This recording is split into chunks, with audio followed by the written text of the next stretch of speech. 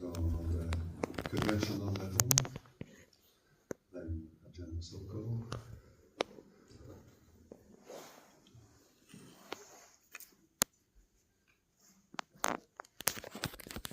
And as you can see, I'm a monk. I'm Caucasian, I'm not an English person. I was born in the US, grew up in Switzerland. And I can tell you a whole story.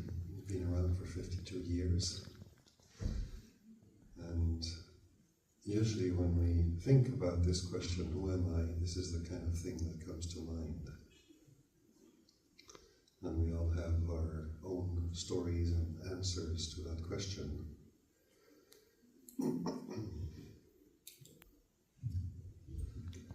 That's a very interesting question to ask ourselves and actually examine the answers that arise.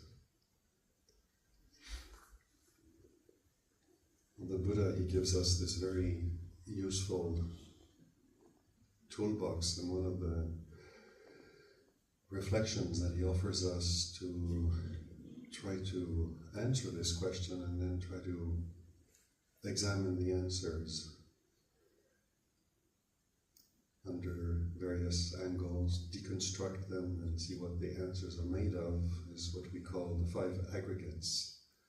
The 5 khandhas is a Pali term. And it's actually very interesting to use that to examine the answers that arise. Sometimes as adults we get so accustomed to existential questions, we become a bit jaded and we dismiss them and get on with life. And we forget that probably all of us, when we were kids, we must have asked ourselves, who am I? And actually wondered. Maybe even asked our parents, school teachers, maybe a priest or a monk, grandmother. We asked them, who am I? Who are we really? And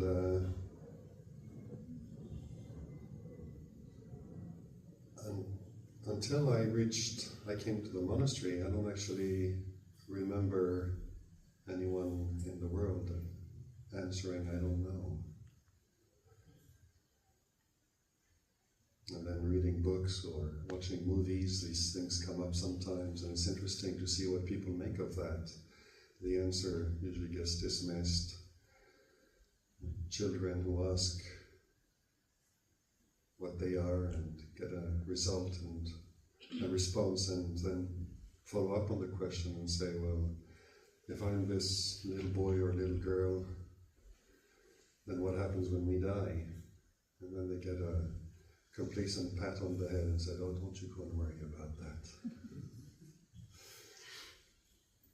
But it's a valid question.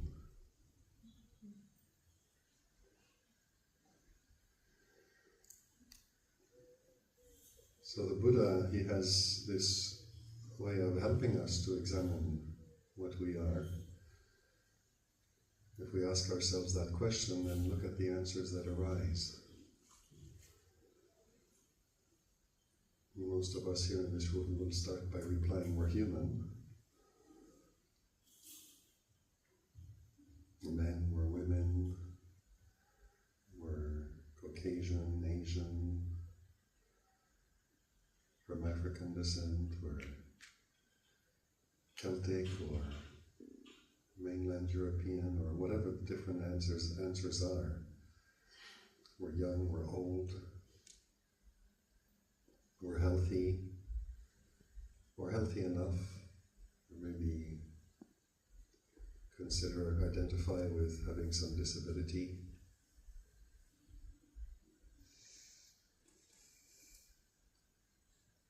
We see ourselves as someone who's generally happy, or maybe not so happy, whether unhappy or depressed, or I'm someone who has PTSD. We have all these labels that we identify with.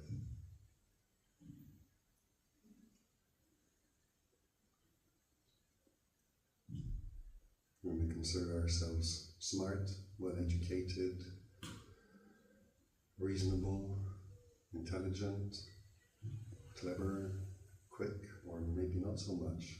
Like I'm not very good at that kind of intellectual stuff. Maybe that's how we think of ourselves. More of an intuitive person. We have positive images of ourselves, or maybe we have not so positive, negative images of ourselves, perceptions that we formed somehow, that we were taught. We're told we're a good boy or a good girl, or a bad boy, a bad girl. So we carry all of that in us, these perceptions, these memories, these thoughts, views, opinions. And so when this question comes up, who am I? In terms of memory and thinking, this is what arises in the mind.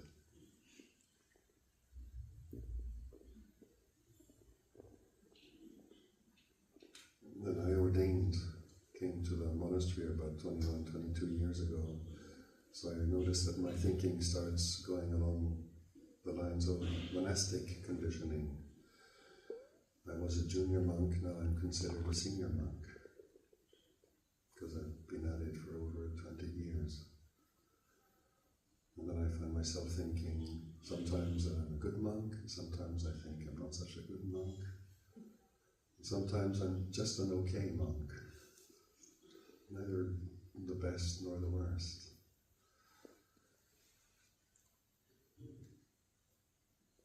A good meditator or not such a good meditator.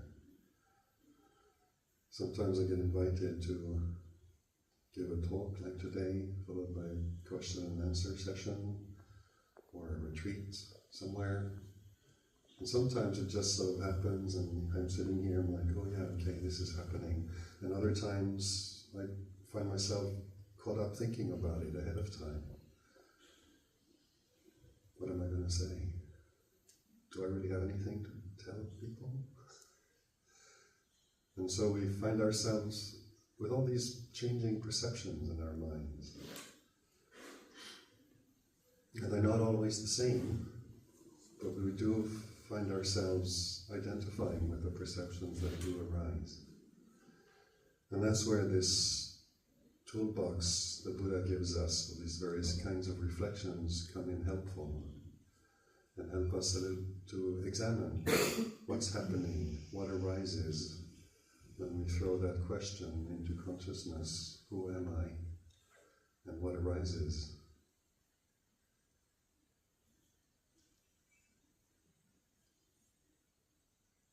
So Lumpur Sumedho is very good at pointing to how we identify with this body and throwing the question back, am I really this body? Are we really these bodies sitting here in this room today? We identify with them. My body.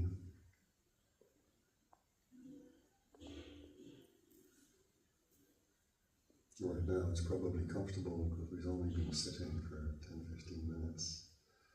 So right now this image we have of me, this body sitting here is one way, but wait another 20 minutes and we all start kind of shifting and moving.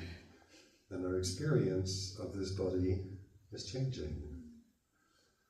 So which body is it that we are? The comfortable one or the restless one? So these questions, investigating the answers, examining the answers, these are the things that we're able to do if we kind of are interested in pursuing the question, pursuing the answer. It's interesting reading the Buddha's teachings, hearing these teachings from various monks over the years, various teachers. We hear all kinds of things.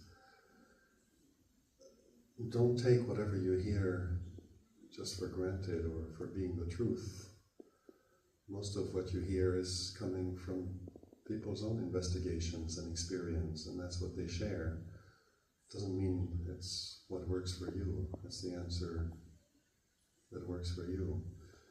So the Buddha, he offers us this reflection where he points out that conditions, any conditions that arise, will cease, and challenges all of us to ask ourselves if what we identify with, if our answer to that question, who am I, we have an answer, you pin it to the board and you say, that's who I am, and put a big black mark around it. Is that permanent, or does it change? So that's one avenue of investigation. These bodies that we identify with, we say, this is me. Well, this is me now. But I promise you that 51 years ago I wasn't 2 meters tall. And I wasn't dressed in these brown robes. And yet when I was a kid, probably after the age of 6 or 7 years old, when we start having a sort of social awareness in relationship to members of our families, to going to school, other people in school, other kids, teachers, and start forming friendships and circles of acquaintances, people we like, we dislike. This is how we form this sense of who we are.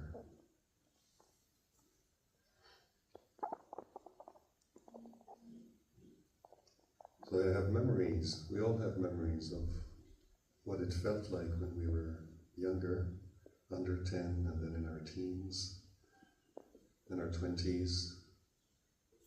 Back then too, we identified with this body as being me, and yet it's not the same body anymore. It doesn't feel the same. So which one is it? And then there are all these people that we used to know who were also with us around here, who've passed away. Parents, grandparents, friends, sometimes really people younger than us who've passed away. And sometimes we have the opportunity to witness what happens to these bodies, see what a body's like that doesn't have consciousness anymore. I was fortunate enough to work as a student in a care home for elderly people. And after a couple of years I was able to work night shifts because it allowed me to be more adaptable with my studies schedule. And it was one of the things that fascinated me the most was at night, during the night shift, if someone passed away, we would prepare the body, clean up and make it presentable for when the relatives would come the next day. And then the rest of the night is not all busy, and during one of the quiet times I'd go into the room, leave the lights out, and there was enough street lights coming in through the windows, and I'd just sit in the room with this body. And there was something about the mystery that was really fascinating. Sometimes it was someone who had passed away peacefully. Other times there were people who were very, very anxious before they passed away. And in either way, in either circumstance, what we are left with is this body growing cold and stiff, completely quiet. So what happened? What changed? There's no one there to be anxious anymore or to be at peace, it's just a body. And that's what's going to happen to this one, sitting right here. So in the context of this question, who am I, and this tendency, this habit to say, well, this is me here, notice how we're pointing to this body, but this body is not permanent. It changes from youth to middle age to old age. And then because it's born, one day it'll die. Well then, who am I once this body is dead?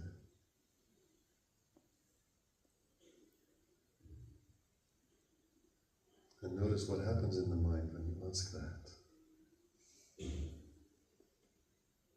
Are we comfortable with that, or are we uncomfortable with it? Is it okay not to know? Or does it make us feel nervous and anxious and we need to find an answer? Either way, whatever way we react to that is fine. I'm not saying one reaction is better than the other, but what it does reveal is how much we may identify with this body as being me.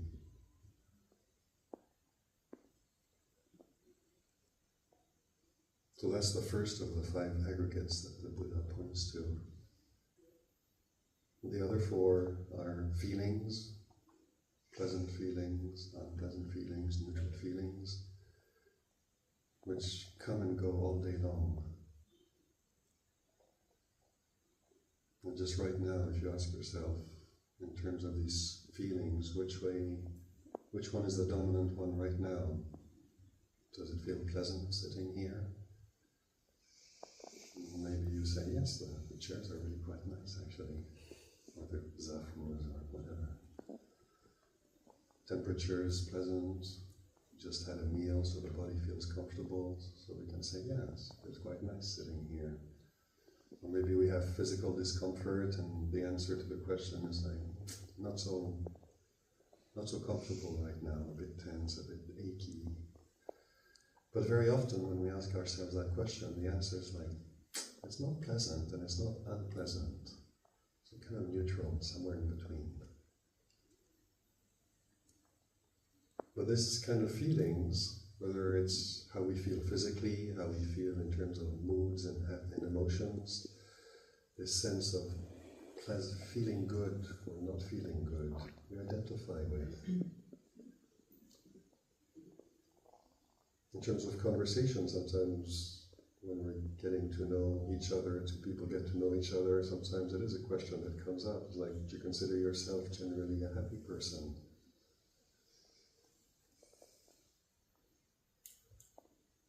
In terms of conversation, it's a valid question. It's engaging, makes the other person think, sometimes tell stories about themselves.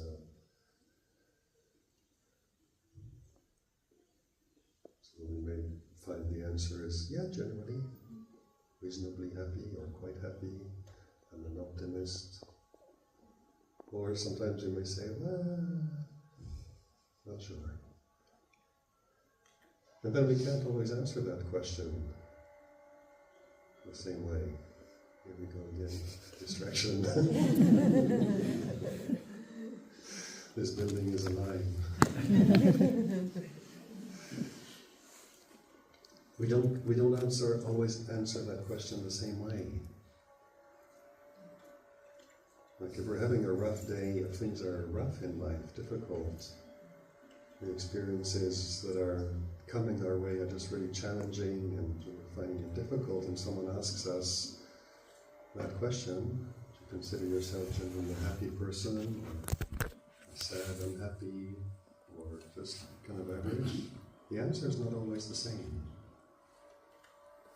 And if we don't examine, if we're not interested in this question, who am I, and if we don't examine the answers, we might not notice that what we take for granted, me here, as an entity, a reality, is actually based on a body that's changing, on feelings that are changing,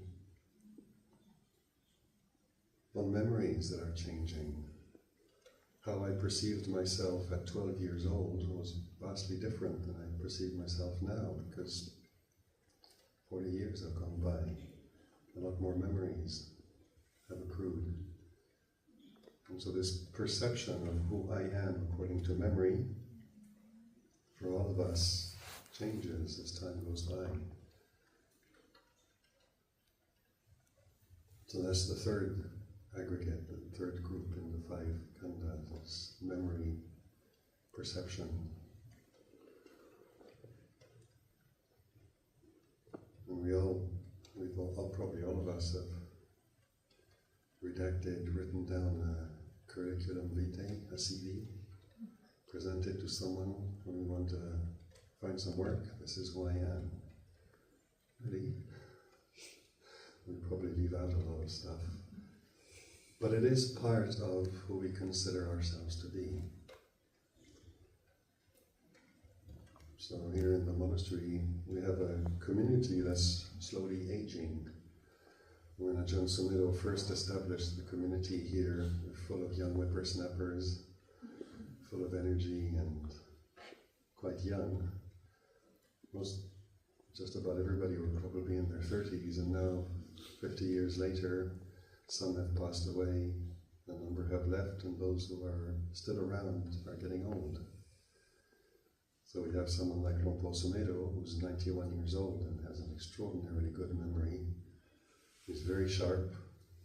Just listened to one of his talks, and he's probably can put any one of us to shame in terms of sharpness and memory. But then we also have members of the community who are aging and who are losing their memories. So what happens to who am I when I have good memory and then when I lose my memory? Then what happens to that? Do I disappear?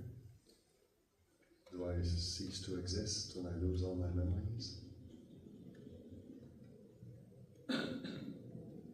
And again, not to necessarily find an answer to that question, but just to realize that what we take for granted as me here, with my body and my feelings and memories and views and opinions, that's what we take for granted, but it's not that simple. These things that form the assumed answer, the automatic answer, keep changing. So the fourth category in the aggregates, the khandhas, are thoughts. We call them mental formations, all these things that are fabricated in the mind. Thoughts and views and opinions and moods, emotions, they're all created in this mental space, in the mind and the heart.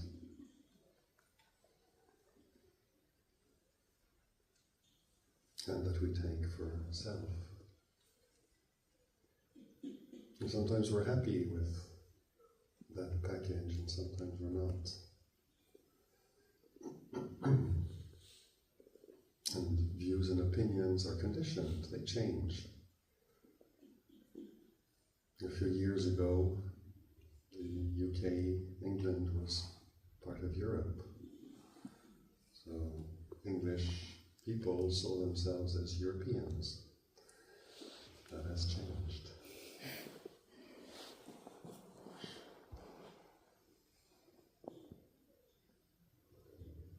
When I was a junior monk, I was very idealistic. I came to the monastery full of memories of having visited before and what kind of experiences I'd had and what I was going to make of my opportunity as a monk. Idealistic and perfectionist. And I went at it with a revenge. And then I quickly became disillusioned. Because operating from an idealistic point of view usually misses the reality that's right in front of our noses, and we end up tripping over all kinds of imperfections of life which don't match the ideals.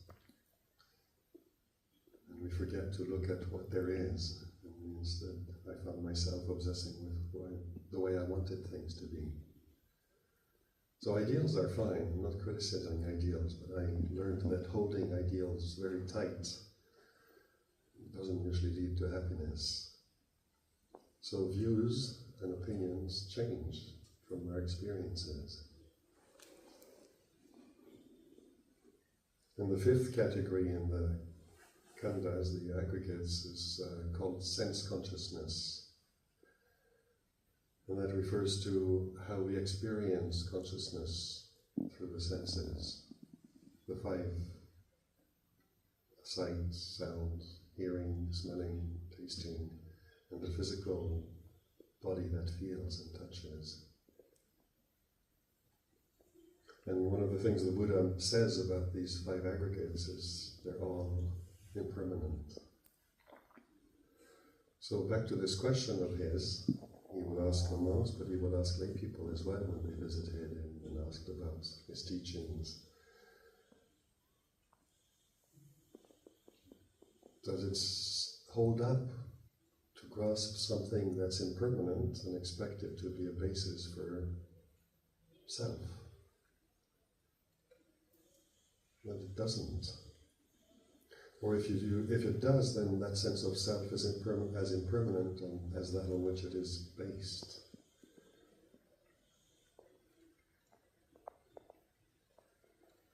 What's good about this reflection generally is the ability to ask the question and be stymied by these answers, to be, in a way, stopped in our tracks by what reality is actually telling us. The bodies are impermanent, feelings keep changing,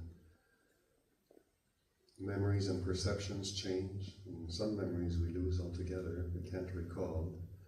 Others we keep tweaking and enhancing along the way, and then we create a whole bunch of new memories. So those keep changing.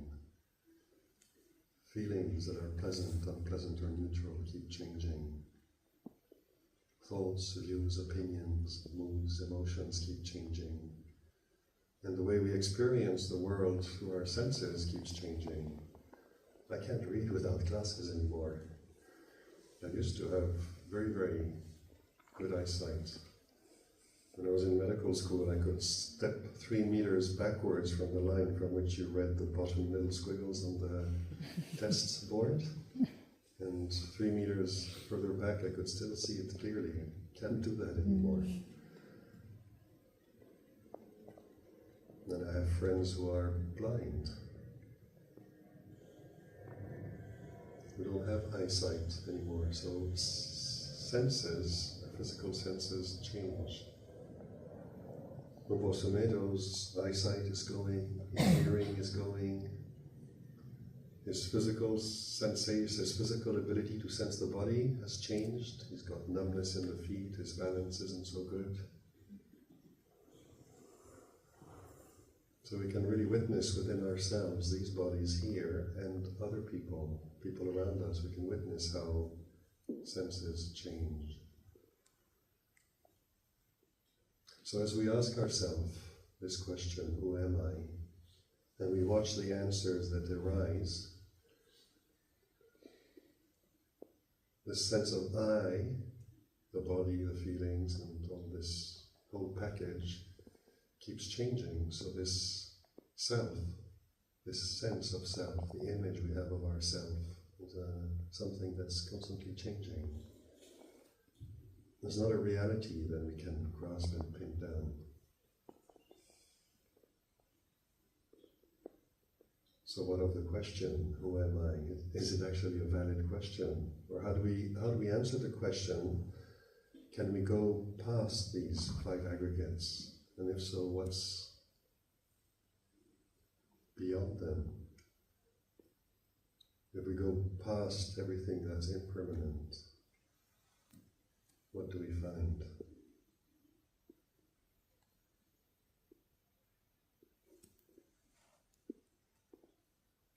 And at this point, the mind tends to go quiet. And it's very good to be able to stay with that, to allow the mind to be quiet, to allow the answer to who am I kind of stop us and go, well, I don't know.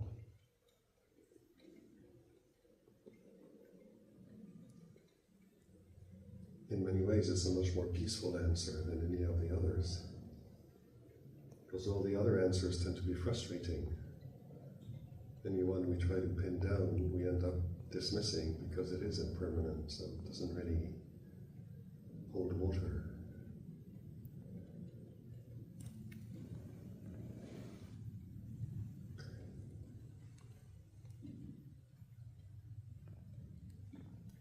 And this is where the pointers that Lomposomedo keeps offering us become so useful, where he keeps hammering away at consciousness and awareness, where the Buddha talks about mindfulness, about awareness.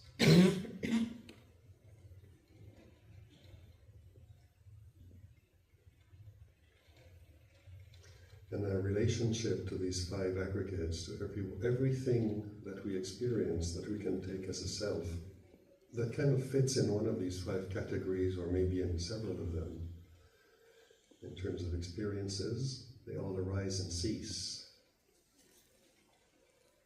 But the one thing that we can notice is they all arise and cease in awareness and in consciousness. The fifth category is very interesting, sense consciousness. Sometimes that's a question that people ask because initially they find it confusing, given that language is limited and we're trying to use this convention of language to describe something that really goes beyond language. What about consciousness that's sometimes described as pure, boundless? And then on the other hand, the Buddha says, well, in terms of the fifth aggregate, it's impermanent. So, which is it? Well, it's good to notice that in that fifth aggregate, we sometimes say consciousness, but really it is sense consciousness. The way we relate to consciousness through the senses. So, I'm looking at you, you're looking at me, or at the floor, or at the ceiling, but whatever we're looking at, we know we're seeing. And in that, there's the knowing and the seeing. We know that we hear sound. We kind of come in contact with consciousness through the experience of hearing, because hearing arises in consciousness. Seeing is a conscious experience. Smelling, tasting, and touching, the sense of being here, sitting.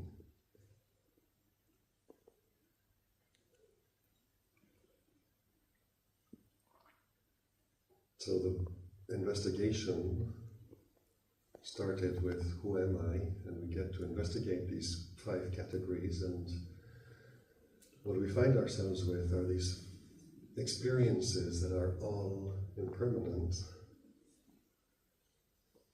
And it's not a question of taking my word for it, or taking Ajahn Sumedho's word for it, or the Buddha's word for it, which sometimes we can do, and kind of look at things around us and we intellectually, as an intellectual exercise, say, yeah, that's impermanent, yes, this is, and kind of dismiss everything. But to actually come back to what we can know in terms of experience.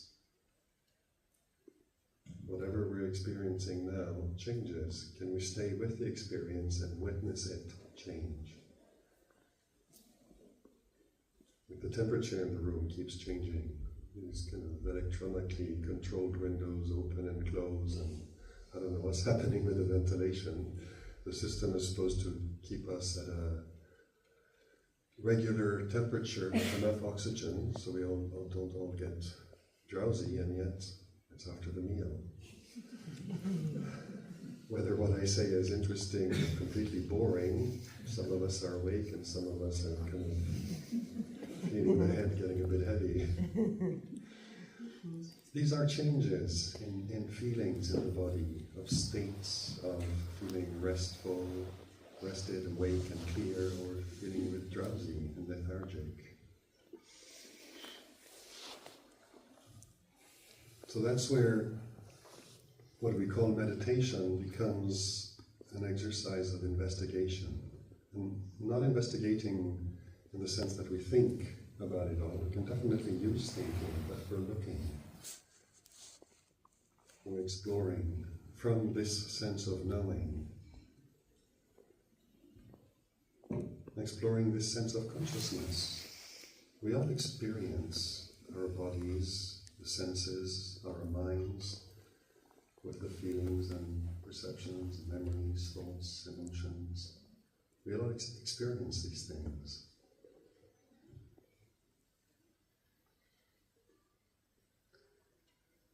And in picking up this question, who am I, and seeing where it takes us in terms of exploration, it brings us to examining these experiences and knowing for ourselves whether they are impermanent or not. Being the witness to their arising, to their changing and then their ceasing.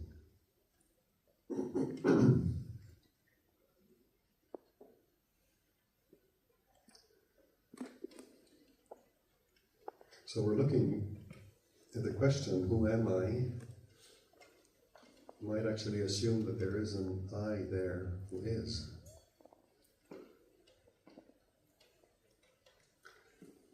The question itself is based on the assumption that there is a me here. So given that there is a me, who am I? What am I?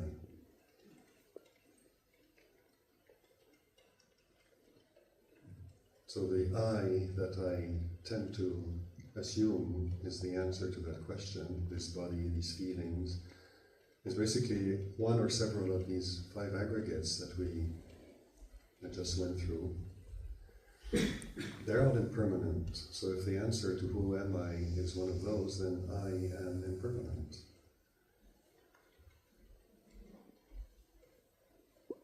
And that's rather interesting. Next time someone asks me for a CV, who are you? I have no idea.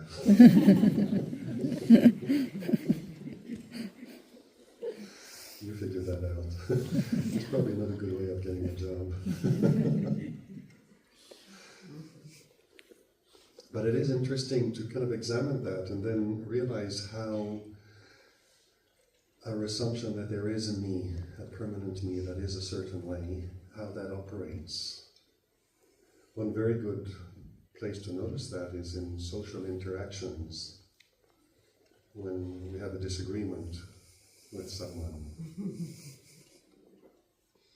And usually when we disagree with someone, it's very frequent that our reaction is, I'm right, let me show you why. That implies you're wrong. And there's a very strong sense of identity there. And sometimes we have these kind of misunderstandings or arguments based on a confusion. Here in the monastery we have people from different backgrounds. We use English as a common language, but not everybody was born speaking English. Some people come from all over the world. Their mother tongues may be different, and we're all trying to use the same language, and we have misunderstandings. Even among native English speakers, there are misunderstandings, because what I say is not exactly what I mean, because this wretched language is imperfect. As literate and educated as I may be, we sometimes find language just not adequate to express or convey a meaning, a position, a feeling, a sense. But when we do have these misunderstandings, that's a very good place to notice how habituated we are to come to a position, to a view, to an opinion, and hold to it and identify with it. And if somebody doesn't agree with us, there's something threatening about that. So often we become defensive in an argument. And sometimes defensive is not enough, so a bit of aggression helps get the point through. And we can squash that one and move on. And then we move on and we look back on it and we realize, actually, shoot, I was wrong, actually. And we just, if we're honest with ourselves, sometimes I find myself, more often than not, I fortunately catch myself before getting into arguments, more often than not these days. But in terms of feelings, the feelings are just such strong habits that I very often feel very grateful that I didn't get into an argument, because what it was based on, the position that I found myself grasping in spite of myself, that led me to take a position in an argument. I would have been properly embarrassed to actually argue, stake my sense of self on a position that a minute later or 5 minutes later I realized was completely mistaken, confused. Maybe I was the one who misunderstood something, And yet that's what we do. We stake a lot on these positions that we take and assume to be self.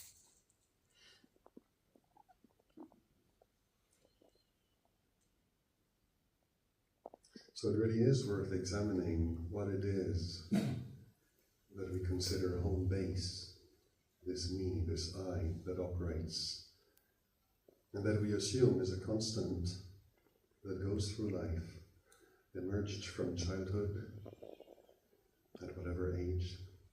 Some people have pretty clear memories from the age of 3 onwards, others from the age of 9, 8, 9, but somewhere before 10 years old. Usually people already have a sense of who they are in the family constellation, of being a son, a daughter, a brother, a sister, a single child, of being a child of loving, affirming parents, or maybe neglectful parents, or abusive parents, or a combination, intelligent parents, confused. Whatever it is, we start creating a sense of me along the way, and then we just assume that this me goes all the way through, and one day the lights will go out and it's the end of the movie. But it's really worthwhile examining that and exploring what it is that we assume to be self. And when we really do explore it with sincerity and integrity, and we kind of start realizing that most of the things that we do take for granted as self are actually changing, it's rather humbling. And we become more hesitant to kind of engage in life in general on these assumptions that keep changing. We feel less certain, more willing to say, I'm not sure, I don't know.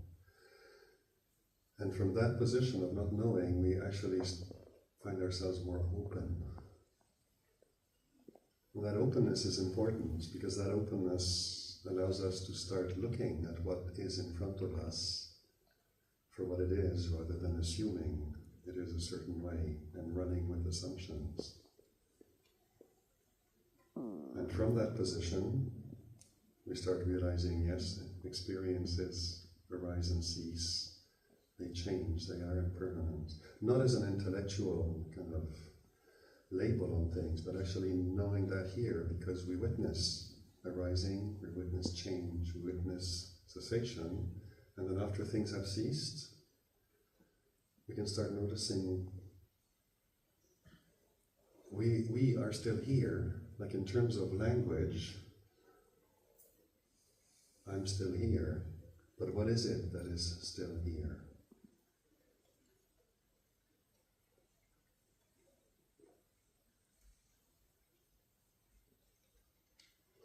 And exploring our relationship to experience, to conscious experience, we start taking a step back from the experiences, because we realize they are impermanent, they keep changing, they're not reliable.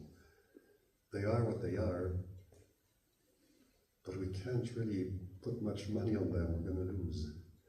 So we take a step back from experience, from phenomena, recognizing them a little bit more clearly for what they are. And as we take a step back from phenomena, we're taking a step closer to the other part of conscious experience, which is consciousness. And as we do that, there are a few things that we have to let go of, and one of them is language. Language is good at describing experiences. It's absolutely dreadful at describing consciousness.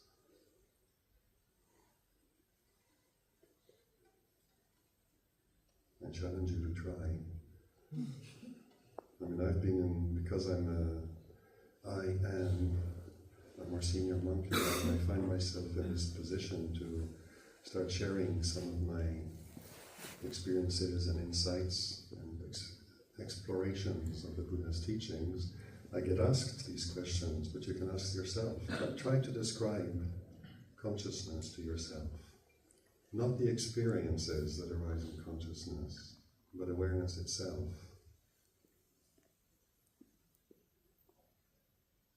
And words just don't do it. We can try, but then even the word consciousness or awareness is still just a word. It doesn't pin down consciousness itself.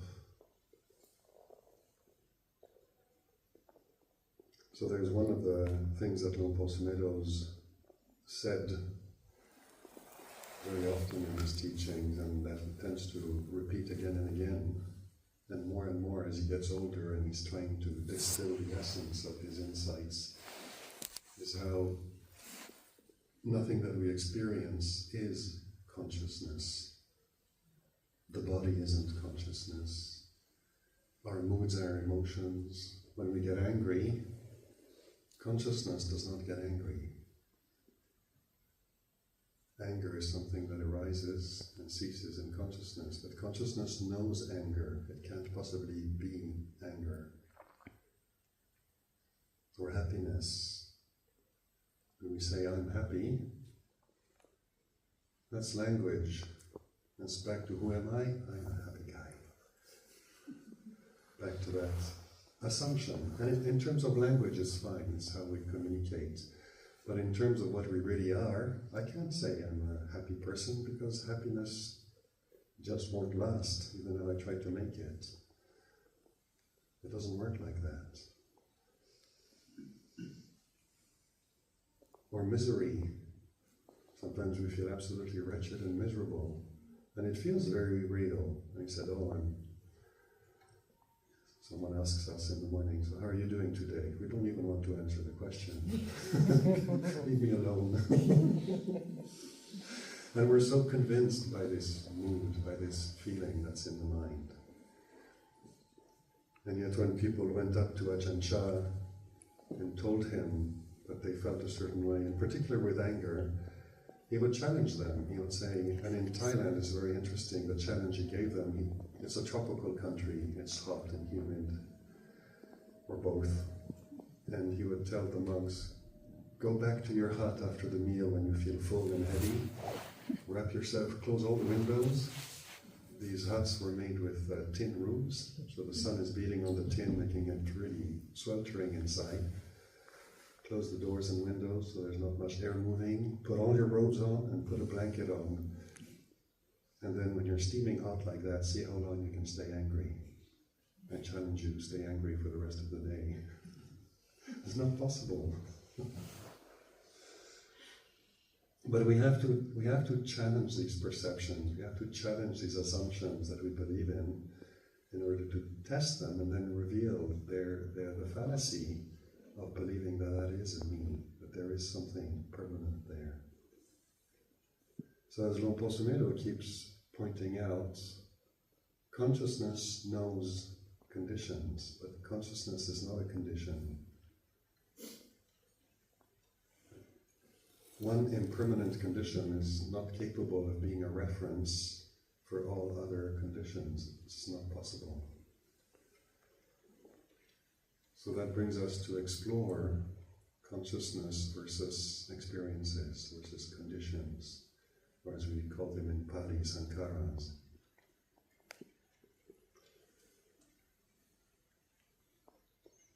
So this sense of identification is not something that we decided to do one day and we can just decide not to do today at 3 p.m.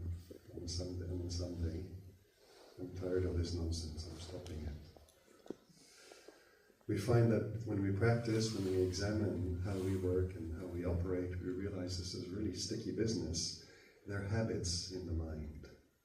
Habits that we have to go through these perceptions of me being a human being, a man, a woman, a younger, middle-aged, older person.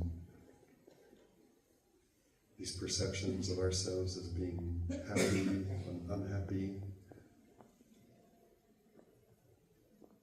smart or a bit slow or somewhere in the middle, educated or not. I'm part of the urban elite, or no, I'm a country guy. We have these identities. We operate from them. People vote from these identities. That's how we elect people to represent us, in democracies at least. So noticing what these are and being willing to challenge it and question ourselves, and using Buddha's, this tool he gave us, this format of the 5 khandhas, the 5 aggregates, is very, very useful to help us take a step back from all these identities that we hold to usually and start examining them. He's not telling us to reject them, he's inviting us to examine them. But the natural result of examining them is realizing, yes, they are indeed imperfect, so now what? And then Sumero's reflections of coming back to consciousness and using, in terms of investigation, using these questions that we can ask ourselves intellectually, using thinking, like when we feel a certain way, am I this feeling?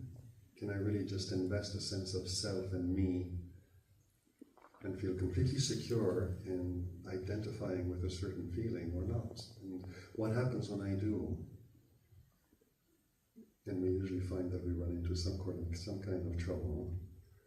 What happens if we say, yes, there is this feeling present, like maybe someone did something and we are pissing mad. But even in that state, we can ask ourselves, am I pissing mad? Am I about to turn into a murderer?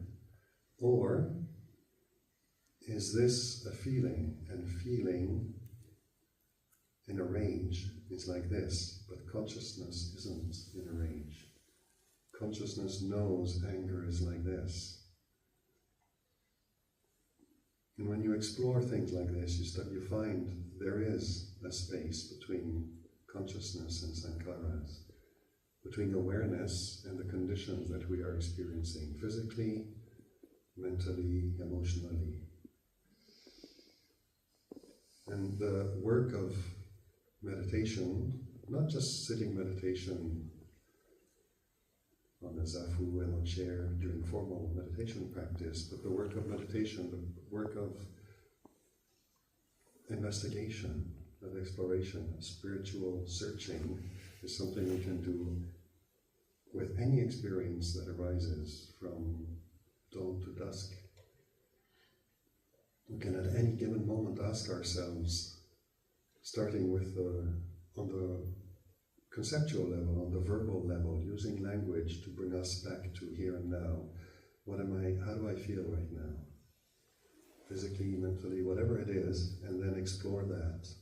Am I relating to this as a self, out of habit? Is this me? And usually you'll have a cue or two that we're doing that because we like it or we don't like it. We want or we don't want. It usually involves desire. So desire is one of the little red flags in the picture that gives away self. And then we can ask ourselves, well, using this other way of looking at it, in terms of consciousness, what is this? Well, this is a good feeling or an unpleasant feeling. It's this or that mood. It's physically feeling like this or like that. It's me being a certain way, and then we turn it around and we say, being this way in consciousness, is consciousness actually that?